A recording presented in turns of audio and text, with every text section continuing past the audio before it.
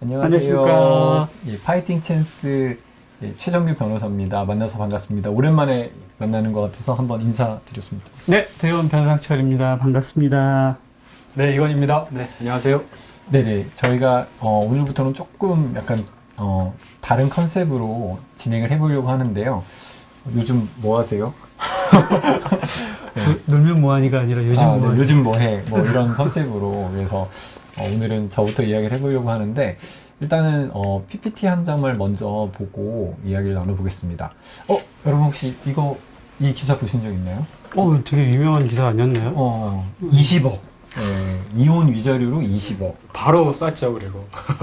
그쵸. 바로. 돈을 달라고 하지도 않았는데 바로 20억을 보내줬다고 하는. 저는 이 기사를 보고 요즘 굉장히 큰 고민에 빠졌습니다. 근데 이혼 위자료하고 이 변호사님이 고민에 빠진 게 어떤 이유죠? 제가 뭐 이혼을 하려고 하는 건 아니고 이혼 상담 변호사로 이제 바꾸시는 건가요, 이제? 아니, 뭐 이혼 전문 변호사로 제가 뭐 분야를 바꾸는 건 아니고 아니 어떻게 이혼 위자료도 20억인데 우리가 진행하고 있는 국가폭력 피해자나 산재 피해 유족분들한테 법원이 인정해주는 위자료는 왜 이렇게 쥐꼬리만 할까? 아니 한 가정을 사실 짓밟았다고 해서 이렇게 참 1억 원이라고 하는 20억이라고 하는 돈을 이렇게 피해 금액으로 위자료 금액으로 정신적 손해로 인정을 해주는데 한 가정을 앗아간 게 아니라 한 사람의 인생을 앗아간 그것도 사실상 우주보다도 더 귀하다고 하는 그 생명을 앗아간 사건에 대해서 인정되는 위자료가 20억 원은커녕 2억은커녕. 2억은커녕 그래서 아까 기사에 본 것처럼 왜 목숨값은 1억 원 이게 너무 좀 답답할 것 같아서 그래서 제가 퀴즈를 한번 내보겠습니다. 갑자기. 네, 갑자기 퀴즈. 돌발 퀴즈. 돌발 퀴즈. 교통사고나 산재나 아무튼 이런 사건 사고로 내가 죽었다. 그럼 내가 그 죽음으로 인해서 내가 입은 정신적인 손해가 있을 거잖아요. 그쵸? 내가 죽어서 내가 죽어서 입은 내 정신적인 손해는 얼마일까요? 너무 어려운 질문을 죽어서 사실은 뭐 내가 죽었기 때문에 정신적인 손해는 없을 것 같긴 한데 이제 기본적으로 가족들이나 뭐 법원에서는 어찌됐든 죽기 전에 정신적인 손해가 발생했다. 그래서 그 정신적인 손해가 사실상 이렇게 상속됐다. 이렇게 해석을 하거든요. 그러니까 어찌됐든 내가 죽었을 때 내 죽음에 대한 너무 죽음의 예를 들어서 피해 보상. 그것도 정신적 손해에 대한 금액. 정신적 손해만? 예, 정신적 손해. 경제적 손해 말고. 뭐 이렇게 표현해서 좀 그런데 그건 뭐 죽지 않고 예를 들어 내가 정말 뭐 A라고 하는 사람이 교통사고나 산재를 당해서 사지마비. 네, 그냥 정말 움직일 수 없는 코마 상태. 코마 상태에서 사지마비가 됐다. 노동 능력이 완전히 100%다 잃어버렸다. 라고 했을 때 그 사람한테 인정되는 정신적 손해. 아까 얘기한 것처럼 이혼 위자료가 20억인 상황인데 그러면 한 진짜 50억, 100억 되면 50억? 50억, 100억. 돼야 되는 거 아닌가요? 참고로 미국은 2013년에 조사한 결과예요. 2013년 70억 원이라고 합니다. 사지마비에 있어서 정신적 손해가 그 정도가 좀 합리적인 건가요? 그쵸. 그 정도가 합리적인 거죠. 이혼 위자료 기준으로. 그러네요. 이혼 위자료가 20억인데 결국에는 사지마비나 사망이나 이런 거 위자료는 70억 정도는 돼야 비교할 수 있는 제가 거죠. 평생 살면서 벌 수 있는 경제적인 어떤 이득이라든가 관계라든가 이런 것들을 다 따져보면 그렇죠. 법원에서 그게 70억이라고 하면 제가 오늘 이 주제를 가지고 오지 않았겠죠. 이런 고민을 하지 않았겠죠. 네. 우리는 그렇게 안 되는가 보죠? 그렇죠. 그래서 우리나라는 산재나 교통사고에 있어서의 위자료를 법에 정해져 있진 않아요. 얼마다라고 정해져 있진 않은데 한 20년 전부터 서울중앙지방법원 우리나라에서 가장 많은 사건을 처리하고 가장 많은 이제 판사가 재직하고 있는 그 서울중앙지방법원에 손해배상 전담재판부가 몇 개가 있어요. 그 전담재판들끼리 회의를 해서 이 위자료 액수를 나름의 기준을 정하는 거예요. 물론 구속력은 없어요. 하지만 가장 큰 법원에서 가장 많은 판사들이 있는 곳에서 정하니까 그게 약간 전국적인 기준이 되는 거죠. 아. 그게 2015년도에 2015년 전까지는 8천만 원이었어요. 근데 1억 원으로 상향이 됐어요. 그리고 나서 2024년인데 아직까지 9년 동안 상향되진 않았어요. 1억 원이에요. 지금. 1억 원이라고요? 네, 1억 원이에요. 기본적으로 1억 원이에요. 네. 물론 이걸 갖고 법원 행정처에 물어보면 우리는 정한 적이 없다라고 발뺌하지만 2015년도에 분명히 공표를 했고 그게 다 모든 판사들의 기준이 되어 있는 거예요. 20억 원이 아니라 1억밖에 안 되고 저는 이게 되게 굉장히 가슴이 아픈 거. 퀴즈를 냈는데 답을 제가 자문자답이 돼버렸는데 아니, 틀린 거죠, 제가. 그러니까 뭐 나중에 커피 한 잔이라도 사자.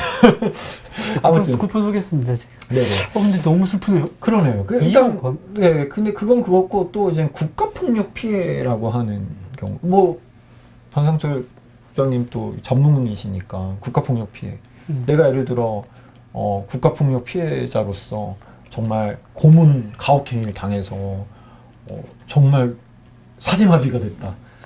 내가 정말 장애가 생겼다. 움직일 수가 없게 됐다라고 했을 때 얼마큼의 위자료가 인정받아야 될까요? 그러니까 이 피해자들 같은 경우에 대략 그 금액을 얼마 정도 이렇게 보상을 받으면 좀 풀리시겠냐라고 했을 때 저희가 상상하고 예상하는 금액을 훨씬 뛰어넘거든요. 이분들은 100억 정도. 100억 이상이죠. 그렇죠. 이분들은. 100억 이상. 그러니까 예전에 그 심진구 씨 같은 경우 예를 들어보면 이분은 미국에서 그런 판례들을 다 뒤져가지고 미국에서 그 예를 들면 뭐 잘못된 그 형사 재판으로 인해서 재심을 받아서 그 국가로부터 배상받은 분들 뭐 보통 보니까는 막 10년, 20년씩 산 분들은 막 100억도 받고 200억도 받더라고요. 그렇죠. 그건 형사 보상. 구금 보상, 예, 구금 보상인데도 예. 그렇게 크더라고요. 예. 근데 그런 것에 빗대가지고 이 정도는 돼야 그래도 내가 좀 이렇게 지금까지 잃어버린 세월에 대한 그 보상이 좀 되지 않겠냐라고 얘기를 하시더라고요.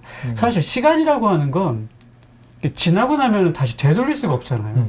사실 그런 보상들이 뭐 100억, 200억 준다고 해서 사실은 되겠느냐마는 근데 사실은 그렇게 또 우리나라는 안 주니까 문제인 거죠. 그러니까 사실 우리나라에는 뭐 4.3 사건이나 여러 또 집단 희생 사건들이 많이 있잖아요. 뭐 진화위에서 많이 진실규명 결정도 되고 맞아요. 하는데 사망했을 때 그때 사람들이 이제 나중에 뭐 사망한 사람은 소송을 못 하겠지만 자녀들이 이제 소송을 하거나 형제자매들이 소송을 할 때 법원에서 인정되는 위자료가 한 어느 정도일까요? 6.25나 4.3 사건이나 아니면 뭐 보도연맹 사건이나 아무튼 억울하게 국가기관에 의해서 사망을 했다. 집단적으로 희생당했다라고 했을 때 그 사람한테 인정되는 위자료 액수 얼마가 될까요? 그러게요.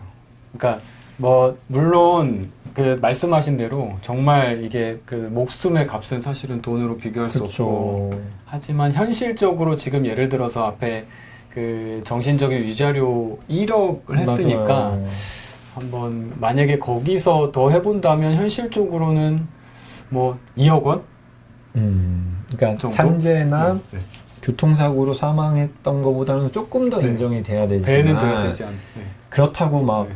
어찌됐던 무슨 100억 네. 이렇게는 쉽지 않겠다. 않을 것 같다. 네네. 맞아요. 그게 어느 순간 그렇게 나온지 모르겠는데 이 과거사 사건에서 특히 집단 희생 사건에서는 8484 원칙이라고 하는 게 굉장히 보편화되어 있다고 해요. 8484 원칙 들어보셨죠? 네, 들어봤어요.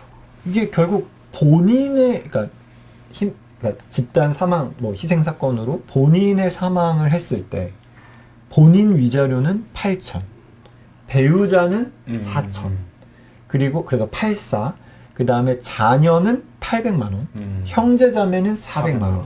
그러니까 8484 원칙이 그것도 법에 이렇게 정해진 건 아니에요. 근데 그런 판결들이 이렇게 형성이 됐어요. 그래서 이것도 법원행정처에 물어보면 손사래를 치면서 우리는 이런 원칙 정해진 게 없다라고 하지만 그렇게 원칙처럼 굳어져 버리니까. 예. 그래서 제가 여기서 이제 드는 의문은 왜 어떤 사건은 20억 한 가정을 이렇게 앗아간 게 아니라 한 가정을 짓밟았다고 해서 이혼 위자료를 20억 인정해 주는 게 법원이라는데 왜 교통사고나 산재로 사망한 사건은 위자료를 1억밖에 인정을 안 해주냐. 그리고 집단 희생사건 같은 경우에는 왜 8484 원칙이라는 거를 하냐. 왜 이거를 판사가 마음대로 정하지? 이런 의문 들어보신 적 없어요? 저는 화가 나요. 그러니까 예, 예를 예. 들어서 지금 국가폭력 피해 사건들을 말씀을 하셨는데 국가폭력 사건에서 그 금액이 굉장히 같은 사건인데 예를 들어서 여러 명이 같은 사건으로 연행돼서 그 재판을 받고 그 감옥 갔다가 이제 나오셨는데 어떤 피해자는 예를 들어서 20억을 받고 어떤 피해자는 예를 들어서 2억, 3억밖에 못 받는 상황이 벌어지는 거죠. 보면 이분 같은 경우에는 당시에 내가 벌었던 그 생활비, 그러니까 예를 들어서 뭐 공무원이었다거나 아니면 대기업에 있었다거나 하는 것들에 대한 급여 증명이 되면 이분은 더 많이 받고 또 어떤 분은 그게 증명이 안 되면 보통은 이제 2억, 3억밖에 못 받는 거죠. 그러니까 이게 굉장히 천차만별인 거죠. 그러니까 전시에 사실 누가 그 급여를 따박따박 받겠습니까? 그쵸. 뭐 급여 통장이 있는 것도 아니고 그런 혼란기에. 근데 이런 걸 가지고 너 피해자가 증명해라. 이 부분을 굉장히 부당하다고 저는 생각을 해요. 네. 이거를 좀 해결하려면 어떤 방법이 있을까요? 그러니까 뭐 좀 드는 생각이 예를 들어서 미국 같은 경우에는 액수가 어쨌든 맞아. 한국하고는 비교할 수 없다고 하니까 저는 좀 궁금증이 드는 게 혹시 이런 거 관련돼서는 아까도 뭐 법원 행정처에서도 아 우리는 모른다 그러면 이거를 예를 들어서 좀 법률로 이렇게 좀 보완하거나 그런 그쵸, 시도들이나 뭐 이렇게 방법들은 없는 건지. 네, 맞아요. 그러니까 어찌됐든 판사가 정해야 되는 상황이니까 법 간의 독립이 있고 굉장히 좀 중요한 부분인데 그렇다고 해서 마구잡이로 이렇게 A 판사는 20억, B 판사는 2억, C 판사는 2천만 원 이러면 사실은 그냥 복권이지 이게 무슨 재판이에요. 복불복이면 안 되기 때문에 어떤 가이드라인과 기준이 있어야 되는데 그렇게 비슷한 게 이런 비슷한 논의가 옛날에 이제 양형도 있었죠. 판사 A라고 하는 판사한테 갔더니 실형 막 5년 선고되는데 어떤 판사는 아예 뭐 이 정도 범죄하면서 집행유예 해주고 또 어떤 판사는 그냥 벌금형 해주고 사실 들쭉날쭉하면 그 사법에 대해서 국민이 신뢰를 할 수 있을까요? 없을까요? 없죠. 그래서 양형 같은 경우에는 대법원 산하에 양형위원회를 만들었어요. 양형위원회에서 양형위원회는 물론 판사도 있고 검사도 있고 뭐 여러 법률 전문가도 있지만 일반 시민단체에서도 참여해서 그 양형 기준을 정하고 매번 이걸 업데이트해요. 그리고 성범죄 같은 경우에는 정말 1.5배, 2배가 늘었어요. 양형 기준이. 우리 맨날 막 촌방망이 처벌이다라고 하니까 국민 정서랑 법원 판사와의 어떤 갭이 이게 많이 좁혀지고 있는 거죠.